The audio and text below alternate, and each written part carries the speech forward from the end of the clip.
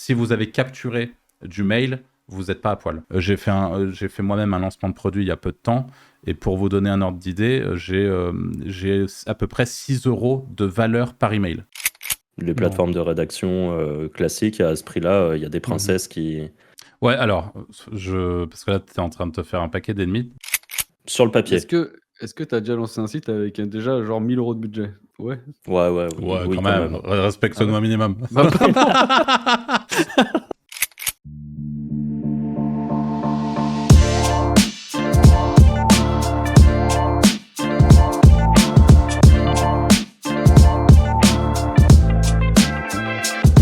Bonjour à tous et bienvenue dans ce nouvel épisode de Wizards Podcast. Comme d'habitude, je me retrouve avec Franck et Anthony. Salut les gars. Hello. Salut. Je suis mort de rire de voir ta caméra. Ça me flingue. Oui, j'ai dû improviser pour mettre l'ancienne caméra le temps de cet épisode. C'est pas très grave. Hein. Mais donc du coup, cet épisode, il va parler de comment est-ce qu'on ferait pour repartir de zéro avec 50 000 euros. On avait fait il y a quelques temps un premier épisode de comment est-ce qu'on faisait pour repartir de zéro avec 1000 euros. Et déjà, avec 1000 euros, on avait du mal à dépenser les 1000 euros, je crois. Et donc là, on va essayer de faire avec 50 000, parce que du coup, on nous a suggéré ça. Donc, on va essayer. Pour être transparent, on verra. On verra bien ce qu'on propose. Je retire. Je ne vais pas être transparent, on verra. Avant toute chose, je vous invite une fois de plus, comme lors du dernier épisode, à regarder en description. Vous avez un lien pour rejoindre notre newsletter. Si vous le faites, vous aurez accès en avant-première à une formation complètement gratuite et très complète sur la vente de liens qu'on va mettre en place dans les prochains jours, les prochaines semaines.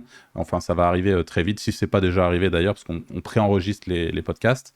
Donc voilà, ne loupez pas ça, inscrivez-vous à notre mailing list. Et puis n'oubliez pas, comme d'habitude, dès maintenant, si possible, de rajouter le petit pouce, le petit commentaire, peu importe. Mais voilà, ça nous fera bien plaisir. Et pour ce début de sujet, du coup, je vais laisser Franck, qui a tout préparé, nous dire ce qu'il ferait avec 50 000 balles. Alors, je précise juste dès le début, j'ai jamais lancé un site avec autant de budget. Donc, c'est ce que je ferais sur le papier. Est-ce que tu as déjà lancé un site avec déjà genre 1000 euros de budget? Ouais. Ouais, Ouais, oui, quand même. Respecte-nous un minimum. Ouais, si, quand même. Moi, le quand tu budget comptes grandit selon le site, moi, en fait. Mais au début, ça pue la merde, le start. Genre, je mets pas 1000 euros sur un projet, en vrai. Ok. Ouais, moi, je pense que c'est le start est à max 1500 euros en comptant rédac et début de lien.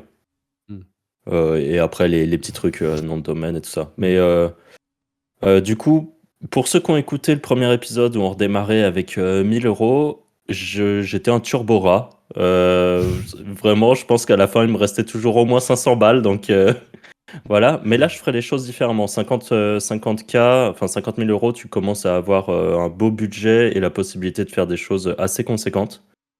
Bon, déjà, je partirais avec une extrêmement bonne base de site. Donc là, vraiment, je pars de la base de la base. Je prendrais un bête de serve, même si c'est un serveur. Je prendrais quelque chose qui est géré par quelqu'un, on va dire.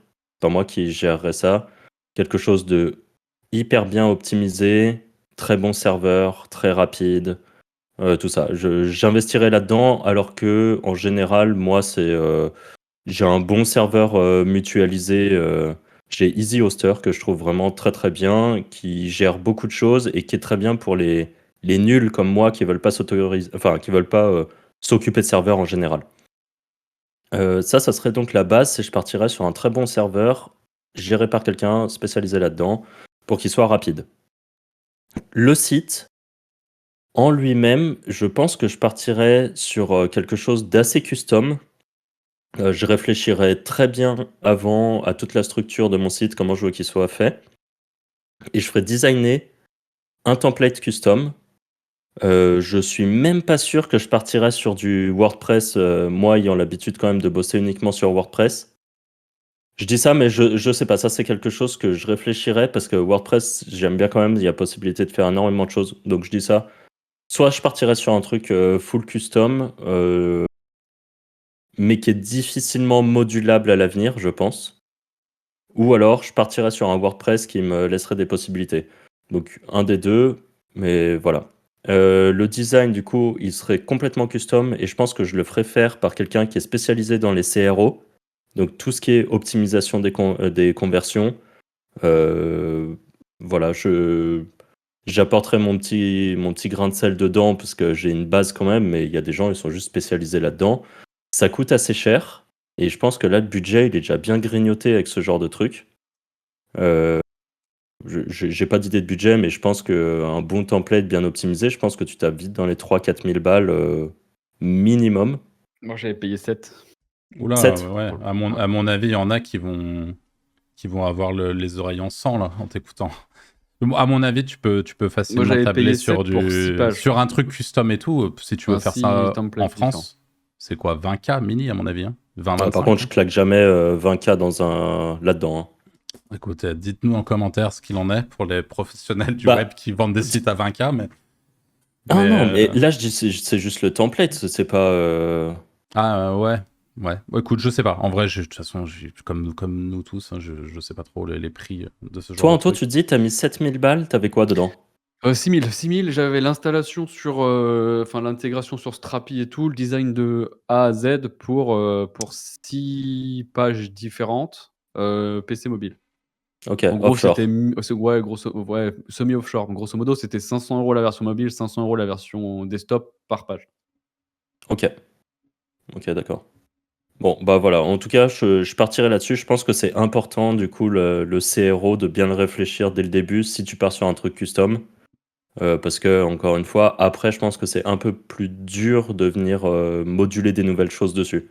Peut-être que je me trompe, n'ayant pas fait ça, voilà, c'est comme ça que je ferai. Ensuite, je mettrai un gros budget contenu et contenu haut de gamme. Donc ça veut pas dire que je ferai un volume de contenu énorme, je ferai un gros volume de contenu, c'est sûr, mais surtout ça serait la qualité du contenu qui viendrait primer. Euh, Là où actuellement mon contenu, je le paye vraiment pas cher, je pense que là je serais prêt à payer facile 50 ou 60 euros pour des 1000 mots faits par des gens qui sont spécialisés dans le domaine que j'attaquerai. Et à ces prix-là, je sais qu'il y a moyen de trouver des bonnes personnes qui rédigent bien. Il y en a toujours qui vont être beaucoup plus chers. Moi, je trouve ça un peu pipeau, ceux qui vraiment font payer beaucoup plus cher. Après, encore une fois, c'est comme tout, mais je cherche pas un mec qui a une carte de journaliste, hein. Je cherche juste quelqu'un qui écrit bien et qui va faire quelque chose de bien, carré, et si possible, qui a plutôt des bonnes compétences de SEO. Malgré tout, par-dessus, je pense que je rajouterais un copywriter qui viendrait retravailler les pages de vente, enfin les pages avec optimisation pour la vente, qui viendrait retravailler le contenu en rajoutant une partie copywriting sur une base de quelque chose d'SEO. C'est un peu risqué parce que le copywriting vient quand même bien chambouler ta sémantique et tout. Souvent, tu fais un peu des phrases qui vont essayer d'amener, enfin faire réfléchir, tout ça, et on peut vite se perdre là-dedans. Je pense malgré tout que quelqu'un qui serait un peu spécialisé SEO et copywriting pourrait venir faire quelque chose de propre. Et je pense que vraiment le contenu haut de gamme serait un peu le maître mot du site. C'est comme ça que je le ferai aujourd'hui, en allant chercher, ouais, en essayant vraiment de faire quelque chose d'ultra thématisé, très bien rédigé, avec, ouais, avec des choses qu'on ne trouverait pas ailleurs en fait. Voilà, je ferai ça. Par-dessus ça, je viendrai rajouter, je pense, toute une partie, si possible, vidéo. Donc, de la vidéo, si c'est intégrable dans la plupart des articles, des vidéos explicatives, des trucs comme ça qui viendraient être intégrés, avec un double objectif qui serait celui du SEO et du temps sur les pages et ainsi de suite. On le sait que ça a un intérêt. Et aussi de commencer à essayer d'aller grappiller des vues, par exemple, sur YouTube. Et ces vidéos pourraient aussi être, si possible, transformées en format short. En gros, j'essaierai vraiment de faire un truc assez global là-dessus. Je rajouterai par-dessus potentiellement un community manager, mais pareil, ça coûte assez cher. Et en fait, 50 000 € de budget, c'est pas énorme, hein. C'est beaucoup, Non, voilà. mais c'est pas. Enfin, ça permet pas de faire vivre une équipe à temps plein sur ton site pendant 6 mois, hein, clairement pas. L'argent part très très vite Alors qu'il te faut plus de 6 mois pour qu'il soit. pour qu'ils commencent à vraiment te rapporter des Juste trucs. qui démarre, déjà, il te faut 6 mois. Déjà. Ouais, c'est un peu ça. Après, peut-être que sur des volumes comme ça, et peut-être avec du très haute qualité, tu peux essayer d'aller gratter de la vue et des trucs comme ça un peu dans d'autres domaines. Enfin, peut-être que YouTube, par exemple, pourrait être un vrai levier et que le site, il part un peu sur le côté en parallèle, mais que voilà, il y aurait peut-être un décalage, on va dire, dans l'acquisition de trafic, et peut-être que le format vidéo serait la première base d'acquisition de trafic, et que sur le long terme, c'est le SEO qui primerait. Donc je m'étais noté ça. Sur le site, full CRM, vraiment très bien pensé, avec de la push notification, de l'emailing, du SMS si c'est possible, mais en tout cas emailing avec, si possible, un petit tunnel qui serait fait par un spécialiste copywriting, tout ça pour l'emailing. Et je pense seulement après tout ça, enfin pas seulement après, mais je lancerai du linking assez tôt, mais ça serait pas le plus gros de mon budget, étonnamment au début. Et je ferai du linking haut de gamme et progressif. Donc je pense que j'irai chercher peut-être moins de liens au début, mais extrêmement bien thématisé, très bien placé sur le site. Pas un truc qui va tomber dans des pages lointaines du site au bout d'un moment. Ça, c'est dans le cas où j'achèterais. Je pense que j'essayerai des méthodes moins conventionnelles d'acquisition de liens. Et en fait, avec tout ça, je pense que là, les 50 000 balles de budget sont déjà vite partis parce que en reprenant l'idée d'avoir des contenus à 50 €, allez, on va dire 50 € les 1000 mots, bah, il t'en faut pas beaucoup pour que ton budget il disparaisse vite, hein. Les 50 € les 1000 mots, t'as pas un très bon contenu, hein. Bon, je pense que tu commences à avoir du contenu correct. Ouais. Ouais, quand même. Après, ça, encore une fois, moi, je dis ça parce que je sais qu'il y a des gens qui ont des très bons rédacteurs spécialisés à ces prix-là. Donc, c'est les chiffres sur lesquels je me base. C'est sûr que si tu vas sur une plateforme, tu trouveras pas ça, je pense. Mm. Les plateformes de rédaction classiques, à ce prix-là, il y a des princesses qui... Ouais, alors, parce que là, tu es en train de te faire un paquet d'ennemis, mais c'est pas grave, hein, mais juste je voudrais rajouter. Non, mais il y a juste un truc quand même à rajouter, c'est qu'on est en France. Tu es quand même bien placé pour le savoir. Et moi, je te parle de rédacteurs français, hein. Ouais, mais à 50 € les 1000 mots. 50 balles les 1000 mots, putain, c'est bien payé pour de la rédaction, en vrai. Ouais, si elle travaille de recherche, elle se fait exploiter. Enfin, mais elle travaille à perte. Moi, je Ou suis le assez mec, d'accord hein. avec Anto. Hein. Perso, je vois pas comment en France tu peux survivre avec ça, mais ok. Après, c'est l'avantage de ce podcast. Nous avons des avis divergents aussi, donc. Bah, je sais pas, parce que moi, je pars du principe que c'est quelqu'un qui est déjà spécialisé dans un domaine. T'as pas un travail de recherche qui va être ultra conséquent, normalement. Tu vois, je prends de la thématique genre animaux. Il y a des gens qui sont prêts à écrire sur ces sujets-là et qui connaissent bien les domaines. Et j'imagine. t'as des que tonnes de c'est- trucs. T'as un site sur l'escalade. Je suis pas sûr que t'as besoin de trouver un rédacteur Mais de fou. la réalité, c'est que alors encore une fois, hein, je suis très curieux d'avoir les retours des gens qui écoutent, mais c'est que je pense que les gens dont tu parles, c'est pas nécessairement des gens qui font ça à plein temps. C'est un truc en side, c'est un petit bonus, un petit... non ? Bon, je sais pas, 4-5 articles par jour, ça commence à être du plein temps, je pense, hein. Écoute, je sais pas. Non, je sais pas, moi en tout cas, vu que je sais qu'il y a des gens qui ont des très gros sites et qui arrivent à avoir ces tarifs-là, je me dis que moi je serais capable de les avoir. Ok. Bah, je veux le mail alors. Ouais. Mais encore une fois, c'est pas quelqu'un dont le métier est rédacteur SEO. Ouais.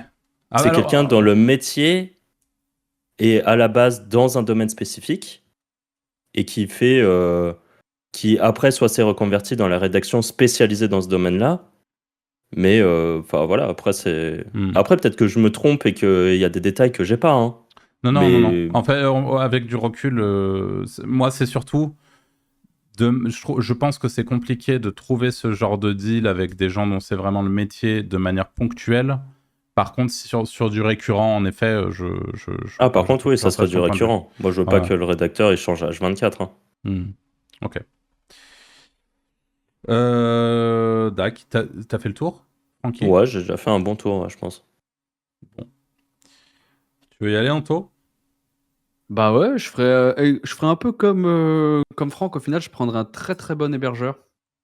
Je partirais sur thème custom. J'essaierais de mettre des fonctionnalités qu'ils ont pas les concurrents. Tu feras un thème Euh, custom WordPress? non. Alors, est-ce que tu peux essayer En termes de d'imager... fonctionnalités? Ouais, expliquer un peu. Je sais pas, j'ai pas trop d'exemples en tête, mais je sais par exemple, tu vois, j'essaierais de mettre un espèce de questionnaire, j'essaierais de mettre un espèce de comparatif avec des vidéos, j'en sais rien, un truc Hmm, qui rend le machin un peu top, tu vois? Genre, hmm. l'IMC, je mettrais un truc pour calculer son IMC, enfin, j'essaierais de faire quelque chose d'innovant dans la thématique. Très bon contenu comme Franck, mais que sur les pages, qui ont un potentiel d'argent. Genre, je ferais des pages parfaites, pas à 50 € la page, mais vidéo, vraiment des pages hyper propres. Par contre, tout le reste, je ferais du offshore ou du moins bonne qualité, mais je ferais un énorme Wikipédia, tu vois? Enfin, je mettrais de l'argent là où ça va convertir et le reste un peu en mode page support qui est là pour se dire: «Je suis l'autorité sur la thématique». Thème custom, ce type de contenu, je ferais comme Franck, beaucoup de vidéos parce que ça marche quand même super bien et ça permet d'avoir des résultats rapides, hors SEO. Et Hmm. après, j'essaierai de trouver des techniques pour obtenir des liens que les SEO ont pas. Donc peut-être investir, dans un community management ou, de La relation l'infographie, presse? ouais, de la relation presse, pas spécialement presse, je suis pas fan, mais essayer de trouver un angle qui permette d'aller choper du lien, sur de la blogueuse, sur des associations, sur des écoles, sur des mairies, sur ce type de médias que les autres n'ont pas, quoi. Voilà, j'essaierai de trouver un angle qui permet d'avoir ce type de lien. Ok. Ok. Voilà. Et t'as pas peur que le contenu de basse qualité, entre guillemets, vienne un peu gangréner le reste et que tu Non, sais que t'aies un peu des pages vides de sens non, mais je ferai quand même de la qualité, mais je mettrai pas les mêmes moyens financiers. Genre, tu vois, ce qu'on met actuellement sur nos sites, c'est OK, tu vois? Pour moi. Par contre, je ferai des pages de conversion vraiment parfaites. Ok. Mais Donc là, je quitte ferai à payer un copywriter et tout, voilà, vraiment de mais faire un truc de par contre, fou. je ferai quand même de la masse sur le contenu, quoi. Vraiment pour faire, une espèce d'encyclopédie, quoi, comme Wikipédia. Wikipédia, tu vois, il a des pages pas très bonnes, il a des très bonnes pages. Je ferai un peu pareil, Hmm. en fait. Ok. Ou même je ferais des pages, juste avec une vidéo ou j'en sais rien, des pages juste pour répondre à l'intention, tu vois? Mais je ferais vraiment plein, plein, plein, plein, plein de pages. D'accord. Et t'irais acheter du lien hors tes liens acquis de façon Ouais, moins peut commune? mais que sur des URL. Genre, en fait, je ferais cette stratégie pour le donner un peu l'autorité au site et après j'achèterais du backlink très thématisé sur les URL pour vraiment, tu vois, aller chercher des top positions, quoi. Mais Ok. pour moi, j'irai pas acheter de backlink tant que tu arrives pas en top 10, top 20 sur des requêtes, quoi. Hmm. Ok. Je trouve que ça c'est pas ça sert pas à grand je- chose. je veux juste imager un peu avec ce que tu viens de dire, Anto, parce que tu viens de dire qu'il y a même des pages, tu mettrais juste une vidéo, enfin, mais juste d'aller Ouais. faire beaucoup de volume de pages. C'est marrant que tu dises ça, parce que j'ai lancé il y a quelques mois un site sur la thématique du jeu vidéo. Et je l'ai lancé avec des membres de mon ancienne communauté où je créais du contenu sur les jeux vidéo. Et c'est des gens qui ne sont pas du tout éduqués au référencement. Donc, c'est des gens qui n'ont pas du tout des réflexes de SEO et qui, justement, vont être capables de faire des pages comme ça avec 3 lignes, une vidéo, boum, et tu sais, ils te mettent ça en bloc et ils en font une page. Et je me suis dit, je vais vraiment leur laisser le carte blanche et une liberté où, de temps en temps, je vais passer, je vais retoucher un title et tout, mais ils ont vraiment carte blanche dessus. Et le site, pour le coup, contrairement à beaucoup de sites que je lance en parallèle qui se prennent des 4 pages, qui se prennent des trucs parce que justement, il y a sans doute une suroptimisation ou quelque chose qui est fait de la mauvaise des manières. Là, il n'y a pas de problème. Hein. Le site, c'est une fusée. Il part tout Ouais, droit. ouais, mais tu vois, bah, la même cas avec ma sœur qui lance son site, sur Canva, c'est elle qui fait les articles et parfois elle fait des articles pas optimisés, juste parce qu'elle connaît l'outil par cœur. Elle dit: «Bah, ça va là, ça va là». Mais ça marche super bien. Ça prend des top positions, ça rank, instant, en fait. Ouais. Donc je ferais ça, ouais. C'est intéressant de voir ça. Ok. Comme quoi, ça change de la méta intro 3H2. Ouais, voilà, je pense, Mm. hein. Mais en vrai, par exemple, sur Canva, tu veux taper une tartine de mots sur, comment utiliser, j'en sais rien, le calque, c'est pas buvable. Tu mets une jolie vidéo, la meuf, elle t'explique comment tu l'utilises. C'est beaucoup mieux au final, en Mm. fait. Ouais, ouais. Ok. Donc voilà, je ferais vraiment ça. Je ferais des très grosses pages pour convertir, vraiment parfaites, genre, la Bible et dessous, je mettrais plein de pages, juste pour répondre à l'intention, faut vraiment faire un Wikipédia, Mm. vraiment un gros site, quoi. Voilà. Ok. Et l'importance de ton maillage dans tout ça, Anto, c'est comment tu gérerais ça? Ah, je le ferais en mind map avant. Je ferais vraiment un truc Ok. chirurgical. Je ferais genre un énorme mind map, déjà pour pas oublier le sujet et Ouais. j'essaierais de vachement, dire, «Cette page, elle est en relation avec celle-là», je ferais vraiment un truc propre. Ok. Ça roule. C'est intéressant. Je voulais dire un truc. Oui, je voulais juste pareil par rapport à ce que tu viens de dire, Anto. Donc, tu étais sur une stratégie, bon, Franck aussi, mais sur beaucoup de contenu, de qualité. Mais toi, il y a vraiment ce côté volume, diversification dans les pages, volume de pages aussi. Et ça me fait penser un petit peu à l'étude de cas de Corey, je crois il s'appelle, un SEO turc Ah oui, oui, ouais, ouais. que Clément aime beaucoup, Ouais. qui a fait une étude de cas. Il a été interviewé par Matt DGT, ou j'ai une connerie, Ouais, Franck, non? C'est ouais, ça, salut, DGT. salut. Ouais. En gros, dans l'interview, il explique comment, et je vous invite à aller la voir. Alors, à chaque fois, je dis oui, je mettrai le lien, mais elle est casse-couille à retrouver. Mais sur la miniature, il y a marqué 300K, no backlinks, un truc comme ça. Et si vous parlez anglais, c'est vachement intéressant parce qu'en fait, le mec explique qu'il est allé taper une relativement grosse thématique et juste parce qu'il a fait du volume de contenu de manière à peu près ce que vient d'expliquer Anto, quoi, il a réussi à se positionner sans backlink pour le coup et de faire 300 000 de trafic mensuel Ouais, je pense que ça marche, hein. sur le site. Mais voilà. C'est-à-dire, tu arrives à choper l'autorité, par ces fameux liens que les autres n'ont pas et après tu fais Ouais, du chirurgical sur du PBN, je pense que c'est violent. ouais, ok. Lui, pour le coup, ça m'a toujours intrigué sa façon de faire parce que du coup, là, c'est vraiment devenu un méga gourou, hein. Enfin, il a lancé une Hmm. formation qui vaut une fortune, avec abonnement annuel qui vaut assez cher aussi et tout. Et je sais plus combien il a fait de prévente, mais c'était colossal. Alors qu'il y a quelques années, on n'entendait pas trop parler de lui ni de sa stratégie. Et c'est vrai qu'il a fait pas mal de vidéos là-dessus. Il était sur un groupe Facebook, j'avais vu, je crois, un de ses tout premiers posts où il en parlait, qui faisait ça. Il y a beaucoup de gens qui avaient du mal à croire ce qu'il expliquait. Et je sais pas si il a montré un site un jour, Je sais pas. Non, il mais montre que des searches, je crois. ouais, c'est ça, il montre beaucoup des searches. Bon, je pense que ça reste assez vrai, hein, son truc, parce qu'en effet, il n'y a pas de raison que ça fonctionne pas d'avoir un énorme volume de contenu. C'est juste quand il dit qu'il a zéro lien, je sais pas si quand il dit ça, c'est que lui, il a créé zéro lien, et par contre, il y a des liens qui sont arrivés d'autre part, ou si les sites ont juste zéro lien, ce qui me paraît improbable. T'as un volume de pages énorme, il y a forcément des gens qui t'ont cité quelque Après, il part, y je a pense. aussi, le pays, ça se trouve, tu vois, s'il lance C'est des ça. sites en Turquie, peut-être pas besoin de lien non plus, quoi, tu vois? C'est pas con, Ouais, ouais. c'est vrai aussi. Ouais. Et ouais, Yes. c'est toute la théorie de l'autorité sémantique et de réussir à construire une véritable. Et c'est quelque chose qu'on défend, hein, c'est typiquement ce que vous venez. Dans vos stratégies, c'est quelque chose qu'on retrouve. Le côté parler d'une thématique de long en large en travers. Et là, même Anto, toi, tu t'es allé encore plus loin dans le sens où tu l'as expliqué, tu préfères avoir du contenu, même si c'est du contenu offshore, même si c'est une page avec une vidéo, mais que la thématique soit couverte en long, en Ouais, large ouais, c'est ça. pour avoir un maximum de cette autorité sémantique. Et notamment, bon, c'est pas quelque chose qu'on invente du tout, hein. Il y a eu cette étude de cas de Corée. Il y a plus récemment, dans la dernière personne que j'ai entendu en parler, alors j'écoute pas énormément de contenu en ce moment de la sphère SEO francophone, mais il y a eu une interview de Romain, je crois, de Stéphane Madaleno, qui expliquait aussi ce truc-là sur la partie locale. Le fait il expliquait que de plus en plus, contrairement à avant où on pouvait blaster, typiquement faire ce qu'on appelle du churn and burn et faire passer une page première sur un mot-clé parce qu'on lui avait envoyé une quantité de liens astronomiques. Aujourd'hui, il y a vraiment ce côté où certains keywords sont complètement inaccessibles juste via le linking. Et il y a besoin d'avoir justement cette autorité sémantique et que le site en lui-même se positionne sur un échantillon de mots-clés assez large autour de la thématique du gros mot-clé, avant de pouvoir avoir cette espèce d'unlock qui fait qu'on va pouvoir se positionner sur le gros mot-clé aussi. Donc c'est assez intéressant. Je vais parler de mes trucs. Bon, ça va pas être très original, mais je vais pas être trop long sur les trucs qui ont déjà été dits.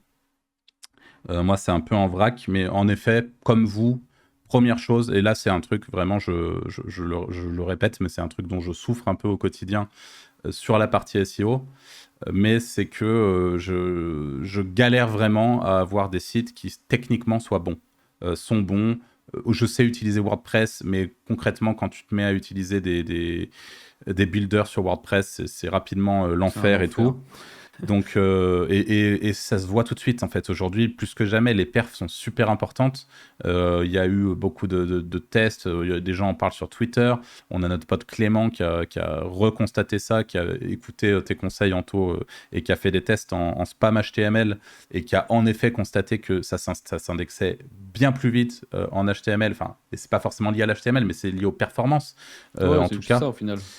Et du coup, ces performances-là, elles sont essentielles. Et même au-delà de la performance, de la vitesse et tout ce qui est structure, le côté un peu hermétique du site, à tel endroit, il va y avoir, par exemple, quand on travaille avec un cocon sémantique, entre guillemets, parce que même si on reprend pas forcément tous les trucs de Laurent Bourrelli, mais juste une structure logique avec un site qui est finalement bien foutu, quoi, où les pages se linkent entre elles, quand on arrive à essayer de rendre un petit peu plus propre, en tout cas, le côté hermétique de sa structure au niveau du jus qui passe d'une page à une autre. Je pense qu'on arrive aussi à de meilleurs résultats. Et je pense que là, pour le coup, je vous rejoins sur le côté où moi aussi, avec 50 000 balles de budget, je pars sur au minimum un thème custom, au mieux même un truc full custom, complètement en dehors des sentiers battus. Et je fais un petit big up à Edwin, qui a fait une super interview récemment sur la chaîne de Romain Pirotte, encore une fois, et qui parle, lui, du coup, lui, sur les projets, il parle du fait qu'il est parti sur quelque chose de custom, et ça marche très bien pour lui aussi. Je pense qu'il y a une vraie plus-value. Quand on fait les choses bien en custom, il y a une vraie plus-value, donc je pense que je capitaliserai dessus. Même si je comprends qu'on Le seul ne... problème du full custom, c'est que tu es obligé d'avoir un dev dans ton équipe pour modifier les trucs en fait. C'est Ouais, ça là. Bah, Parce en que ouais. fait, c'est un peu le forcément, problème, hein. ouais, c'est parce que au début, bah moi c'est ce qui m'est arrivé sur mon truc, c'est que tu penses pas à tout. Et en Mm, fait, quand le mec il te livre le truc, bah tu vois qu'il te manque des fonctionnalités et à chaque fois que tu retournes vers lui, bah tu mets 500 balles, 300 mm, balles, 500 balles. Et en fait, ça te coûte une couille au final. mm. Deuxième truc, je taperai une grosse niche. Voilà, ça pour le coup, c'est quelque chose que aujourd'hui on va peut-être un petit peu hésiter quand on bosse sans budget et tout, dire, ça va être, ça risque d'être laborieux, machin et tout. Là, avec 50 000 balles de budget, je vais pas m'emmerder à aller taper des machines à laver en affiliation Amazon, quoi, hein. Je vais aller taper du lourd, je vais aller taper du dating, je vais aller taper du VPN, je vais aller taper des grosses thématiques qui font du blé et qui sont potentiellement compliquées à ranker. J'en ai cité deux, il y en a beaucoup, et elles ne sont pas secrètes. Mais voilà, j'irai taper de la grosse thématique pour le coup. Et je ferai une analyse approfondie de ma concurrence, quitte à sous-traiter ça et à prendre un consultant pour m'assister sur cette partie-là avec une vraie analyse concurrentielle, un vrai audit de mes concurrents et que je puisse savoir pourquoi ils rankent, comment ils rankent, même au niveau de... J'ai de très bons consultants autour de moi, donc même au niveau par exemple de leur profil de lien, est-ce qu'ils ont un PBN, est-ce que ce PBN est caché, ce genre de truc, c'est quelque chose que j'irai faire, une vraie analyse concurrentielle poussée. Et ensuite, de manière assez, un petit peu comme vous l'avez dit, comme vous, comme je l'avais dit dans ma première vidéo, parce que ça, pour le coup, ça change pas trop, je ferai une vraie planification du contenu, avec, comme toi, Anto, toute une structure directement faite sur une mind map, avec tel contenu sera là, tel contenu sera là, etc. Pour le contenu, je ferai aussi du contenu de qualité. D'emblée, j'aurais peut-être dit comme Franck, prendre juste des rédacteurs vraiment, même pas offshore, des rédacteurs de qualité, c'est-à-dire ce que je fais aujourd'hui sur Impact IM pour mon contenu. Mais par contre, tu vois, j'aurais pas nécessairement dit comme toi, Anto. D'emblée, je serais plus parti sur un truc 100% qualité. Et avec du recul, je trouve que c'est une bonne idée. Et peut-être que du coup, c'est quelque chose que je vais implémenter dans mon propre business aujourd'hui. Le fait d'essayer quand même de prendre de la place, même si c'est pas avec du contenu. Ça sera pas avec de l'IA, je le dis ici aussi, ou en tout cas de manière minime, mais ça sera avec du offshore sans souci. Ouais, Voilà. parce que par exemple, tu vois, tu as des pages qui ont pas spécialement d'intérêt. Par exemple, tu peux faire un glossaire, de la définition de mots, pas besoin d'avoir un contenu de ouf, tu vois? Mais ça, mine de rien, ça peut être utile. Ouais, carrément. Toutes ces choses-là. Tout ce qui est aussi, c'est con, mais interview. Hein, quand il y a des gens qui vont. Alors, c'est bien de mettre une vidéo, mais si vous interviewez, par exemple, si moi j'interviewe je sais pas qui sur ma chaîne YouTube, eh ben, je vais aller mettre un transcript de l'interview, tu vois, tout ce genre de trucs qui n'ont pas vocation à se positionner, c'est une bonne idée. Donc voilà, planification de contenu. Alors il y a un truc que je trouve chouette au niveau du netlinking, je vous rejoins complètement. Concrètement, j'irai pas faire de campagne de netlinking sur des plateformes. J'essaierai d'éviter ça au maximum. Désolé pour les plateformes, mais du coup pour vraiment sortir des sentiers battus, je crois que Franck, tu m'as rappelé que ça s'appelait une campagne IFOP. Je crois que c'est ça. Donc c'est le fait de payer pour une étude de cas ou un truc graphique, c'est ça, si je dis pas de bêtises? L'IFOP, c'est les sondages français. Ok. En gros, c'est un institut qui fait des sondages. Tu payes à la question, je crois. Ok. Ouais, c'est 1 000 € la question, grosso modo. D'accord. Voilà. Et donc ensuite, quand tu as ces questions qui sont posées à un panel de gens, ça permet de faire des statistiques. Et ces statistiques, après, sont souvent reprises par des gros médias qui cherchent tout le temps quelque chose sur quoi écrire, hein, concrètement.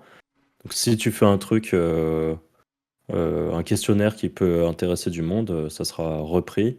Voilà. Et je crois qu'ils ont obligation de dire que c'est un sondage qui a été fait par l'IFOP, commandé, ou je sais plus comment ils disent ça, par... Et ils sont un peu... ils mettent le site... Et ils mettent ton site pas toujours linké. Je crois que tu es un peu obligé après d'aller commander le lien parfois. Mais ils ont des agents, enfin des gens qui le font pour toi. Ok. Mais ouais, ça c'est une des méthodes pour avoir du gros lien, quoi, qui à mon sens peut être intéressant. D'ailleurs, les Makers l'a fait, hein. Ouais, les Makers l'a fait, ouais. Ils ont fait ça. Après, et c'est marrant de voir que même dans des médias moins traditionnels, typiquement moi je regarde un petit peu, ça m'arrive de regarder Popcorn, de l'émission de Domingo, qui est une émission sur Twitch où il parle de plein de trucs.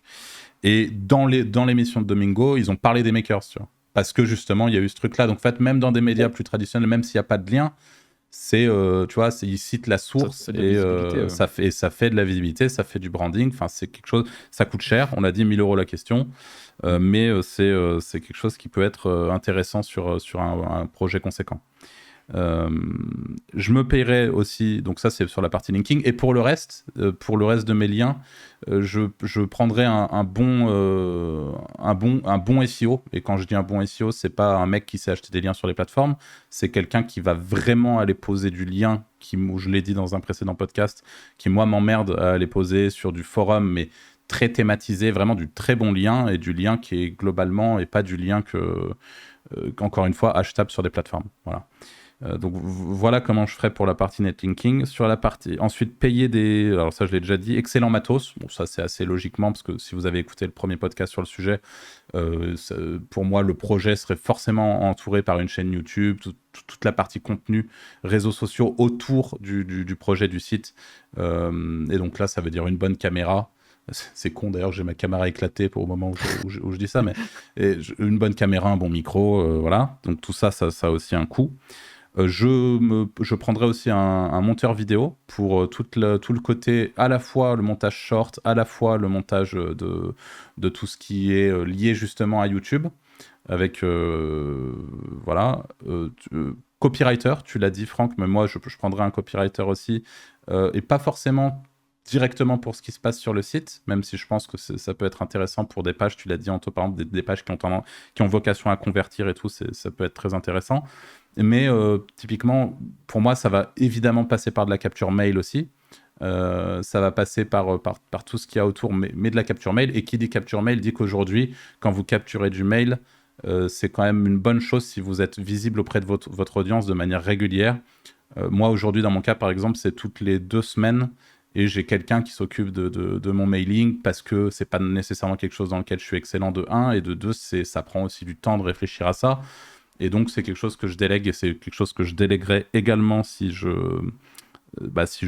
partais sur un projet avec 50K.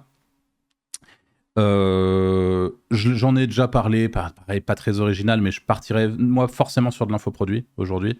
Donc, création d'une formation. Et donc, Je m'explique par rapport à ça. Donc, on a encore une fois là, je viens de parler de la partie SEO, donc avec une structure bien fournie, du contenu de qualité. Donc, je rejoins mes deux copains ici présents sur toute cette partie-là. Mais au niveau de la monétisation, moi, ça sera sur une partie formation. Donc là, jusqu'au là, pas besoin de dépenser des 1000 et des 100 pour une formation. Au-delà des quelques logiciels, des quelques SaaS qui vont me permettre d'aller poser ma formation et tout. Par contre, là où je vais dépenser le gros de mon budget aujourd'hui, je pense que c'est dans la pub, et notamment dans la pub YouTube, en l'occurrence. Et là, petit big up à Jordan Braco, qui lui, c'est globalement ce qu'il a fait. Hein. Il a mis un budget assez violent dans sa pub YouTube pour la diffusion de son infoproduit. Et en fait, principalement, non pas pour diffuser directement son offre de formation, mais pour diffuser sa page de capture. Et la réalité, c'est que toute la valeur est une valeur qui ne peut pas être déplacée. C'est-à-dire que contrairement à demain, vous avez un gros site qui fait 100, 200 000 visiteurs mois, qui se prend une tartine de la part de Google, du jour au lendemain, vous êtes dans la merde, quoi. Vous n'avez plus rien, vous êtes à poil. Si vous avez capturé du mail, vous n'êtes pas à poil. Vous avez toujours accès à cette communauté, et le fait de capturer du mail, j'ai fait moi-même un lancement de produit il y a peu de temps, et pour vous donner un ordre d'idée, j'ai à peu près 6 € de valeur par email. Les emails qui rentrent, ça se transforme en 6 balles, quoi. Enfin, je sais pas si c'est très clair, je sais pas si c'est comme ça qu'on le dit aussi, mais c'est quand même assez dingue de se dire que c'est possible. Moi-même, je m'attendais pas à ça, quoi. Je m'attendais, généralement, on parle de entre 2 € ou 1,50 €, 2 € et 4,50 € pour une bonne audience. Là, en l'occurrence, j'arrive à monter à 6. Alors, j'imagine qu'avec le temps, et quand je vais avoir plus d'emails, ça va se tasser. Là, c'était il n'y a pas une quantité astronomique d'emails. Mais en tout cas, voilà, l'email, c'est très chouette. Je prendrai quelqu'un pour gérer ça et essayer de le faire bien.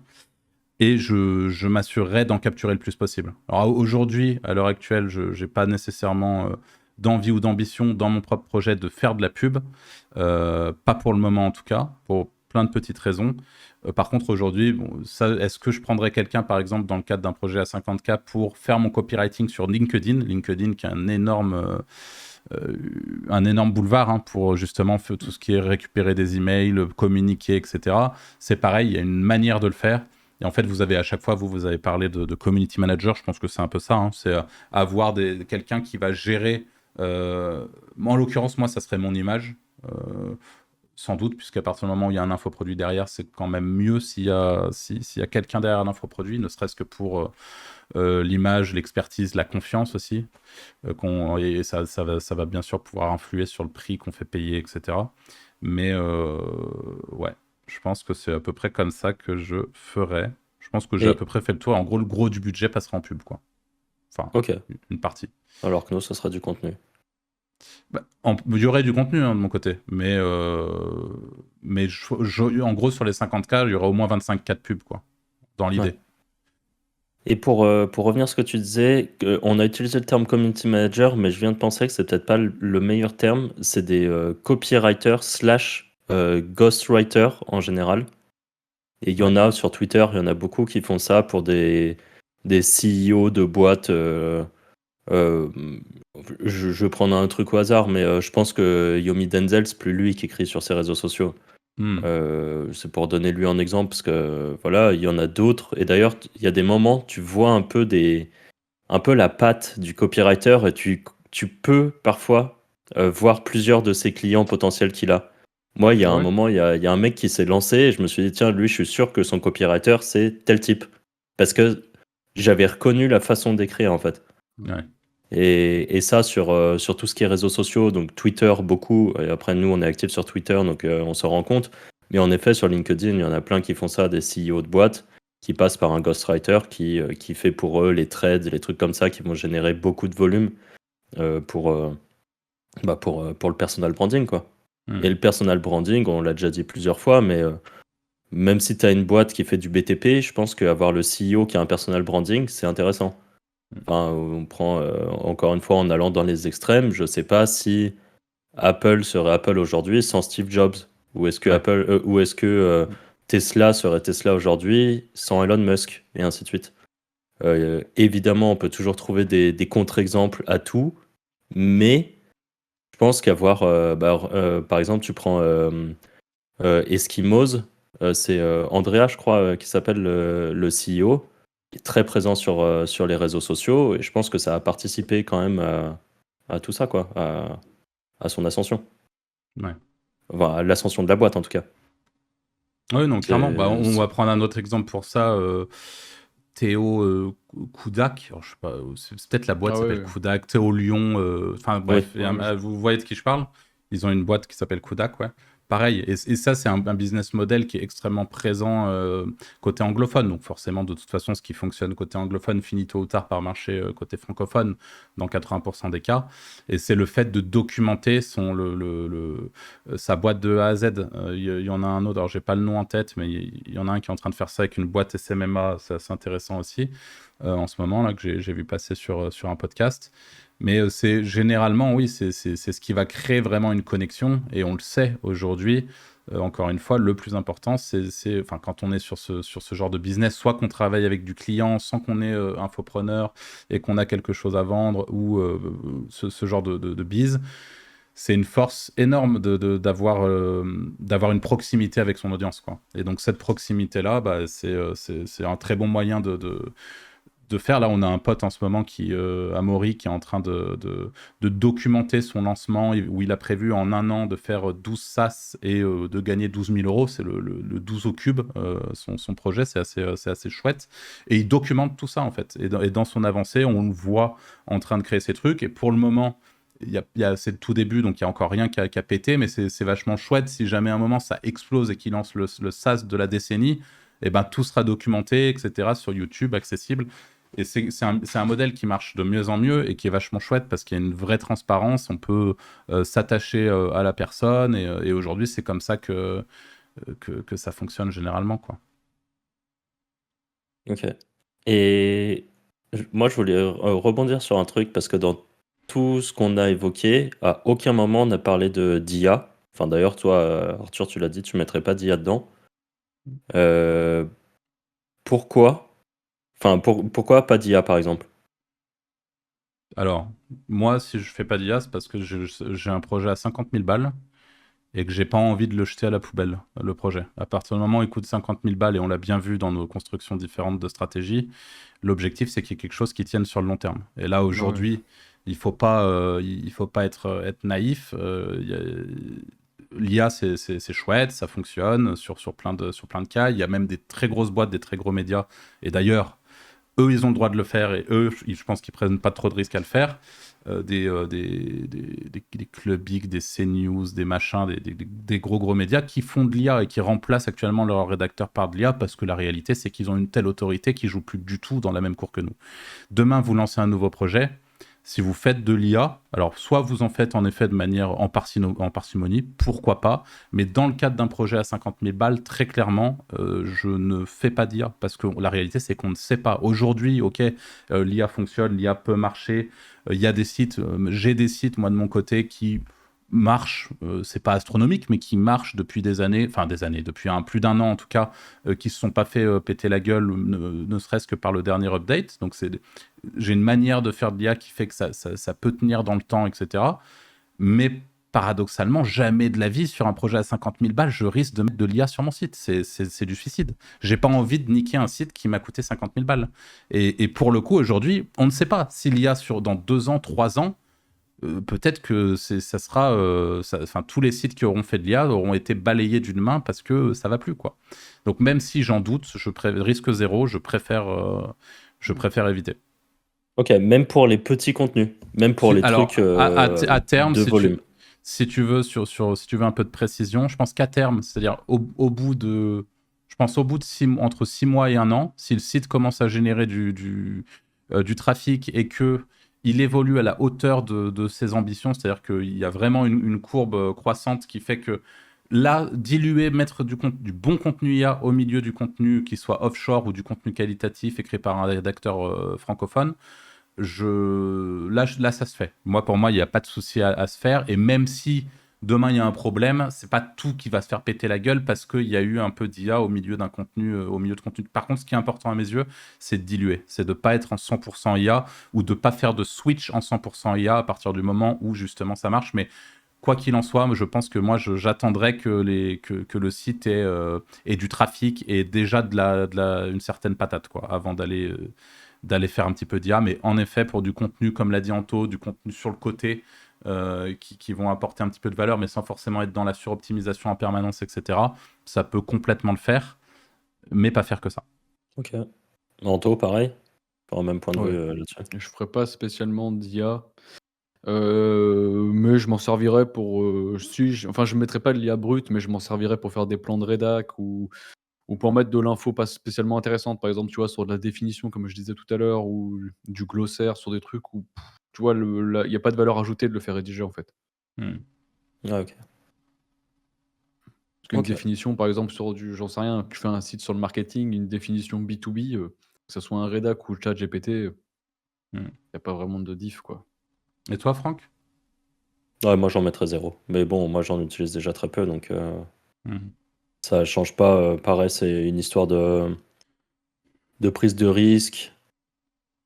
Par Ouais, contre, c'est vrai globalement, une que histoire de prise de risque. ça fait chier de flinguer un site, pour de l'IA, quoi. Enfin, 50 000 boules, ça fait cher le test, quoi. Ouais. Ouais. Après, là, je Après, parle d'aujourd'hui. Encore une fois, ça se trouve, dans 2 ans, l'IA aura largement évolué et peut-être qu'il y aura des choses à faire. Mais dans l'état actuel, je prendrais 0 risque. moi, je pense que c'est pas prendre un risque de le faire, mais pas dès le début, quoi. C'est vraiment, enfin, en tout cas, pas pour un site à 50 000 balles, encore une fois. Ça peut le faire sur un petit site où on peut se permettre un loupé, et ça peut passer. Mais sur un site avec un budget de 50K ou un gros projet comme ça qui, du coup, n'a pas vocation à crever dans les 4 prochaines années, hein, parce que là, l'objectif, c'est de faire de l'EAT, c'est d'avoir des réseaux sociaux, enfin, toute une marque autour du site. C'est plus ou moins ce qu'on essaye tous de faire avec les 50 000 balles, là. L'objectif, c'est d'éviter de se cramer rapidement, quoi. Et une fois que le site s'indexe, déjà une des choses aujourd'hui, moi, un des facteurs vraiment qui est important pour moi sur mes sites aujourd'hui, sur lesquels je vais faire de l'IA, notamment des sites de vente de liens, par exemple, c'est des sites qui déjà s'indexent très vite, de manière naturelle. En 24 heures, je sais que n'importe quel contenu est indexé, même un contenu de merde, en fait. Et je pense que ça, c'est un des signaux. Si le site fait du trafic, qui s'indexe vite, enfin, voilà, on sent que ça y est, Google le prend en considération et lui donne un minimum d'intérêt. Là, on peut se permettre de faire de l'IA. Pas de la merde, hein, mais de l'IA. Voilà, c'est de faire de l'IA de qualité, quoi. Et tu vois, pour reparler de Clubic et de CNET, là, je pense que qu'ils ont quand même des couilles de le faire. Parce que t'as beau être énorme, une chute d'un géant, c'est pas impossible en fait. Ouais, c'est déjà arrivé, hein. Parce qu'il y a Bah ouais. beaucoup de gros sites, qui se sont cassés la gueule à faire de la merde. Il y en Donc, avait un, site qui faisait du driver, je me rappelle plus le nom, qui est complètement mort maintenant. Ça me revient peut-être dans le podcast, ça me reviendra. et il faisait Et il quoi en parlait exactement? sur Twitter. Le mec qui faisait, tu sais, des téléchargements de driver, mais c'était vraiment de la merde. En fait, il faisait de l'agrégation un peu de données, tu vois? Un peu comme Ok. 01net à l'époque, mais en plus bas de gamme, et il a glissé complètement dans les SERP. Ok. Donc ouais, tu vois, un Clubic et tout, déjà que je pense qu'ils étaient un peu sur la pente descendante, enfin, c'est peut-être un moyen de se mettre un gros coup dans la jambe, quoi, et de terminer le site. Enfin, je sais pas. Ouais, je vois ce que tu veux dire. Moi, je pense que même eux, de leur côté, c'est pas forcément une rotation à 360 en mode du jour au lendemain, tout devient IA. Je pense que c'est simplement, ne serait-ce que le fait qu'ils licencient, c'est uniquement finalement le fait que l'IA rend les professionnels plus rapides, plus productifs. Donc en fait, par définition, si tu as besoin de 8 rédacteurs hier, aujourd'hui avec l'IA, même s'ils ne rédigent pas 100% avec l'IA, eh ben, tu en as besoin plus que 6 en fait, parce Ouais. qu'ils vont plus vite. Donc ça va être une réalité de toute façon dans nos métiers où l'IA, sans que ça remplace l'humain, ça va en fait, aux humains existants, aux gens qui sont là, ça va leur permettre d'accélérer tellement fort que bah, forcément, tu as besoin de moins de monde, quoi. Donc, à part si tu veux accélérer, justement, et scale, mais je pense qu'un clubby qui, tu vois, il s'en fout de scale, il n'a rien à scale, quoi. C'est déjà titanesque. Donc, voilà. C'est un peu comme ça que je vois les choses. Et pour moi, le risque, je pense que dans leur cas, c'est quand même assez mesuré, quoi. Mais bon, je peux me planter. Ouais, bon, l'avenir nous le dira, hein. Ouais. Bah, écoutez, merci de nous avoir écoutés jusqu'ici. On vous rappelle, si possible, si vous êtes assez gentil, n'hésitez pas à nous mettre un petit pouce Si vous bleu êtes sur gentil. YouTube. Ouais, on sait pas, on tente des trucs, Anto, on tente des trucs. Une petite étoile sur Spotify éventuellement. Et puis, n'oubliez pas encore une fois de vous inscrire à notre newsletter qui se trouve en description pour avoir accès à la formation gratuite sur la vente de liens. Et on se dit à la semaine prochaine pour le prochain podcast. Salut. Ciao. Salut.